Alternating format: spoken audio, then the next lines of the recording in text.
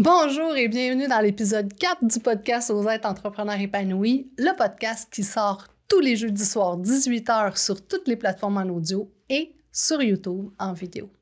Dans l'épisode d'aujourd'hui, je veux te parler de quelque chose d'hyper important, ton état. Parce que oui, ton état change tout. Ça influence directement tes résultats. Puis ça, moi, je l'ai compris à la dure, par essai-erreur, en le vivant, mais surtout en m'observant.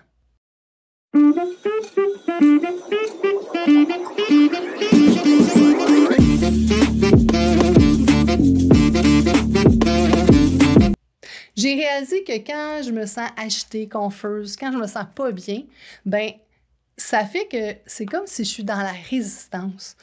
Tout ce que je fais, on dirait que c'est lourd. Je mets beaucoup d'énergie, puis au bout du compte, je réalise pas grand-chose.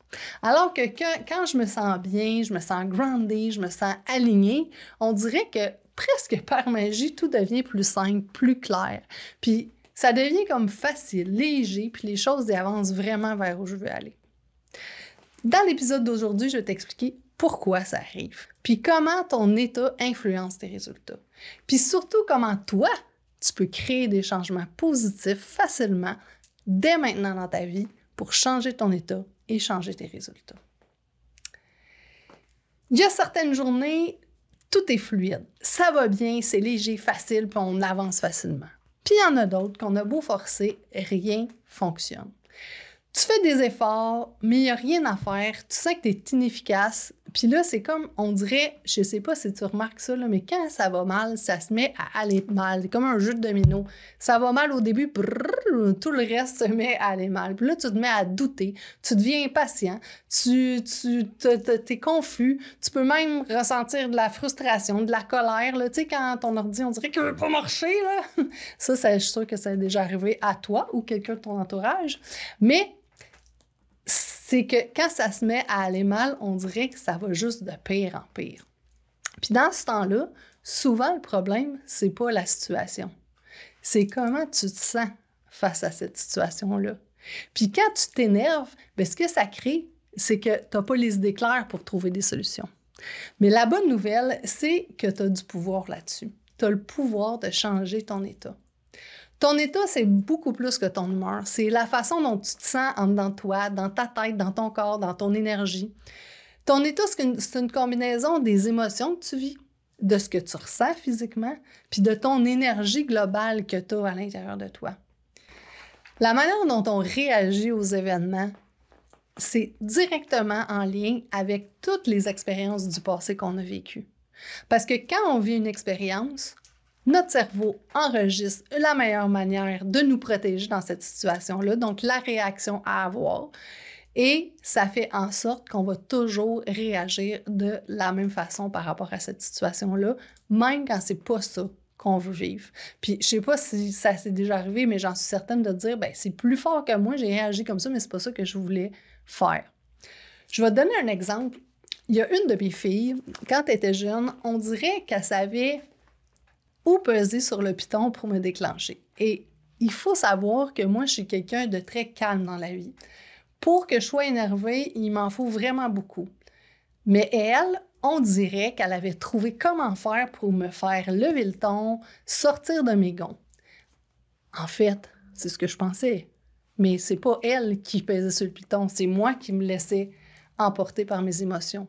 Pourquoi? Parce que quand elle me disait certaines choses, j'avais l'impression qu'elle me manquait de respect. Mais honnêtement, elle avait 4 ans, elle ne pouvait pas manquer de respect. C'est moi qui interprétais ça de cette façon-là. Par contre, ce que ça créait, c'est que quand elle disait certaines choses ou elle les exprimait d'une certaine façon, tout de suite, je montais le ton, je parlais plus fort, je me choquais après elle, puis je la pointais du doigt comme ça, alors que c'est pas du tout ça que j'ai envie d'avoir comme relation avec mes filles, puis 2, ça me ressemble pas du tout, puis j'aimais pas ça vivre ça. Alors, quand on vit une émotion, comme là, pour moi, c'était la colère qui montait à ce moment-là, on ne peut pas gérer cette émotion-là. T'sais, on parle souvent de gérer nos émotions, mais au fond, c'est impossible parce que c'est un signal de notre système qui est en train de se passer quelque chose. Donc, le signal, là, on ne peut pas le gérer. Il vient, il vient. Par contre, on a le choix de décider ce qu'on fait avec. On a le choix de décider de l'écouter, parce qu'il faut l'écouter. S'il y a un signal, hein, c'est parce qu'il y a une alarme qui se réveille à l'intérieur de nous, mais de comment on veut le vivre après.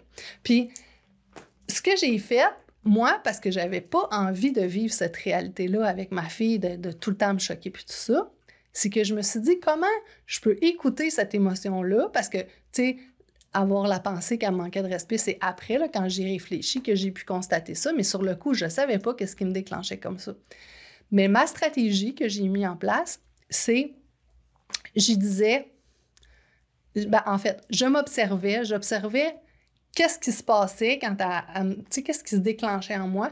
Et quand je sentais, parce que je sentais que la colère elle montait à l'intérieur de moi, bien là, je disais, attends un instant, je vais me mettre en colère, je vais aller respirer, je reviens, puis on va se parler calmement. Puis en faisant ça, qu'est-ce que ça a fait? C'est que ça a commencé à créer un nouveau chemin neuronal. Ça a commencé à créer une nouvelle façon de réagir. Mais c'est pas arrivé la première fois. Il fallait que consciemment, je m'observe, je m'écoute, que je me laisse pas emballer par ce qui se passait pour être capable de faire ça. Mais doucement, doucement, doucement, à force de le répéter, à force de le faire, ce que ça a créé, c'est que j'ai vraiment un matin réalisé qu'elle me disait les mêmes choses, les mêmes mots de la même façon, mais que moi, je ne réagissais plus de la même façon. Je restais calme, puis j'étais capable d'y parler de manière posée, d'y expliquer mon point au lieu de m'emporter puis me choquer, puis de créer la relation que j'avais envie de créer avec elle. Puis en définitive, la situation elle-même conflictuelle, elle n'a pas changé parce qu'elle faisait quelque chose, puis il fallait que je la réprimande. Mais par contre, il fallait que je la réprimande, en guillemets. Mais par contre, ça a changé la manière dont on vivait cette relation-là, la manière dont on vivait ce moment-là, la manière dont on créait la connexion entre nous deux. Ça a changé ma vie par rapport à ça. Alors, changer notre état, ça change nos résultats. Puis là, je te parle pas d'un résultat entrepreneurial, je te parle d'un résultat relationnel dans ce cas-ci, mais ça peut être vrai dans n'importe quelle situation. Si tu es en train de négocier là, quelque chose, là, puis que tu n'es pas en train de reprendre le pouvoir de tes émotions, tu peux te laisser emporter par ce qui est en train d'arriver, puis faire en sorte de faire capoter la négociation parce que tu es réactif au lieu de rester posé puis rester loté. Fait que de garder un bon état, d'être dans un bon état, ça va te permettre de négocier bien mieux que si tu laisses tes émotions t'emporter. Donc, c'est d'apprendre à amener ce changement-là. Puis, je vais te donner un exemple qui n'est pas entrepreneurial non plus, mais qui est une réalité de comment on s'influence nous-mêmes à travers ce qu'on ressent. Si tu te lèves un matin, là, puis tu te sens fatigué, là, ben c'est un fait, là. Tu es fatigué, là. Tu te sens fatigué. Mais après, tu as le choix de ce que tu veux faire avec. Si toute la journée, tu focuses là-dessus, là. Je suis fatiguée. Je suis fatiguée aujourd'hui. Oh my God. Il est juste 3 heures. Hein, c'est loin avant d'aller me recoucher, là. Je suis vraiment fatiguée. Là, t'entretiens ça. Donc, tu te sens fatigué de plus en plus. T'es pas bien. Puis, qu'est-ce qui se passe quand t'es fatigué? T'essayes de faire quelque chose, ça marche pas. Fait que là, tu fais pas ce que tu avais prévu, puis là, tu te sens coupable de pas avoir fait ce que tu avais prévu, puis ça fait en sorte que tu finis ta journée, tu es insatisfait, tu n'es pas content, puis tu es donc bien fatigué. Mais admettons que tu es la même situation. Tu te lèves un matin, tu es fatigué. OK, je reconnais que je suis fatiguée. Je suis fatiguée ce matin, je me suis couchée tard pour toutes sortes de raisons. La raison n'est pas très importante, c'est comment tu te sens. C'est quoi ton état? Fait que tu te sens fatigué. OK, bien, puisque je me sens fatiguée, qu'est-ce que je pourrais faire aujourd'hui qui serait à ma portée, puis qui me permettrait d'avancer quand même, puis de faire en sorte qu'à la fin, je sois satisfaite de ma journée? Puis pourquoi je ne choisirais pas quelque chose que j'aime beaucoup, qui m'énergise, qui me passionne, que j'aime faire? Aujourd'hui, je me donne ce droit-là pour pouvoir avancer. Puis je te garantis qu'à la fin de la journée, tu vas être satisfait, tu vas avoir atteint certaines choses qui vont être réalisées. Puis en plus, probablement que ta fatigue va partir si tu te mets dans une situation où tu fais des choses qui t'énergisent. Donc, on a une grande influence sur comment on se sent et comment on se sent a une grande influence sur ce qu'on peut réaliser au bout du compte. Donc, ce que je veux que tu retiennes aujourd'hui, c'est que ton état, il crée ta réalité. Puis tu as le pouvoir de le changer. Puis quand tu le modifies, bien, ça change tout. Puis tu vas me dire, ouais, mais comment je change ça? Je t'ai donné quelques pistes à travers les exemples que je t'ai donnés, mais comment on fait pour changer d'état rapidement puis de façon simple et rapide? Bien, il y a plein de moyens de le faire. Dans mon programme Osez être entrepreneur épanoui, là, j'en ai 4 pages, si c'est pas plus, de choses que je partage simples qui peuvent être faites. Mais ici, je vais te donner quelques petits trucs que tu peux mettre en application comme ça, puis qui peuvent changer ton état. Là, je vais te donner les grandes lignes. La première chose, c'est si on fait un changement physique. Parce que quand on se sent pas bien, là, physiquement, il se passe quelque chose. Souvent, on va avoir les épaules qui vont rentrer par en dedans. On va avoir le corps un peu plus écrasé. On va avoir la tête qui va avoir tendance à vouloir être un peu plus basse. Tu sais, quand on se sent pas bien, on est comme recroquevillé. Bien, faire un changement physique, s'arrêter, respirer, changer d'espace, se lever, marcher. Puis, c'est même vrai, par exemple, si tu es en train d'avoir besoin d'écrire quelque chose qui te demande de réfléchir, puis ça vient pas, ça sort pas, lève-toi, marche, écris en marchant. Tu vas voir, ça fait des miracles. J'ai quelqu'un que j'avais rencontré dans un réseautage, puis là, il me disait, là, ça fait tant de temps que je veux faire tel truc, j'arrive pas, ça veut pas sortir. Ben j'ai dit, va-t'en dans ta chambre d'hôtel, prends ton papier, marche. Ben, crois-le ou pas, le soir même, le lendemain matin, il m'a dit « Hier soir, j'ai pu tout faire, tout a débloqué. » Faire un changement physique, ça peut amener un grand changement. Puis là, tu peux changer d'espace, tu peux marcher, tu peux faire plein de choses. Tu peux rire, tu peux chanter, bouge physiquement, danser, bouge physiquement, ça change complètement ta situation. Moi j'ai eu 4 enfants, puis dans une de mes grossesses, j'étais souvent fatiguée le matin parce que je dormais pas la nuit, puis je faisais 10 minutes de yoga. Mais ce 10 minutes de yoga-là, les matins que je le faisais pas, je me sentais fatiguée beaucoup plus longtemps dans ma journée que juste faire ce 10 minutes-là. Donc, des petites actions que tu peux poser qui peuvent faire une grande différence. Sauter sur une trampoline quelques instants ou même te lever sur la pointe des pieds puis redescendre, ça change comment tu te sens physiquement, puis ça fait de la place en dedans. On sent tout de suite une légèreté. Je te mets au défi de l'essayer.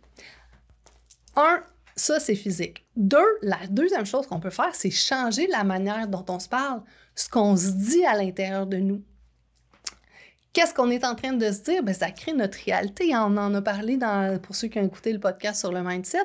Ce qu'on se dit, bien, ça fait que ça devient ce qu'on crée, puis ça devient ce qu'on croit, puis ça devient ce qu'on vit. Donc, la manière dont on se parle. Puis la troisième chose que tu peux faire, c'est changer ton focus de place. Parce que souvent, on va mettre le focus sur ce qui ne marche pas au lieu d'avoir le focus sur ce qui fonctionne. Parce que notre cerveau, qu'est-ce qu'il fait? Il cherche à trouver toutes les failles de ce qui ne marche pas pour pouvoir nous protéger, pour que ça fonctionne mieux la prochaine fois. Alors, se poser la question, comment autrement essayer de changer notre perception, changer notre focus de place sur la situation? Je vais te donner un exemple, une conférence. À un moment donné, j'étais allée à une conférence, puis honnêtement, je trouvais ça long. Puis là, je me suis mis à me dire à l'intérieur de moi, « Ouais, c'est long, j'aurais d'autres choses à faire. Hein? Il me semble que... » Puis là, je me suis attrapée, je me suis observée, je me suis dit, « Mais ouais, qu'est-ce que je suis en train de dire là? Je suis là, aussi bien en profiter. » Et là, ma perception, c'était que c'était pas intéressant. Puis là, ça faisait que je me sentais mal. Puis là, que je me disais que j'avais d'autres choses à faire. Fait que je me sentais pas bien dans mon état. Fait que là, je me suis dit, mais comment autrement je pourrais percevoir la situation? Puis en me disant ça, je me suis dit, mais qu'est-ce qui fait que je suis ici aujourd'hui? Qu'est-ce que je suis venue chercher? C'est quoi la chose que j'ai besoin d'apprendre? Et en faisant ça, ça a changé immédiatement. Et la personne à l'envers a dit quelque chose qui est venu me chercher immédiatement parce que j'ai comme porté mon attention de façon différente. J'ai changé mon focus de place. Ça a changé ma manière d'avoir l'ouverture de recevoir les choses, la manière d'interpréter, hein, parce que il y a ce qu'on dit, ce que je suis en train de dire, mais c'est pas ça le plus important. C'est qu'est-ce que ça crée à l'intérieur de toi qui est plus important.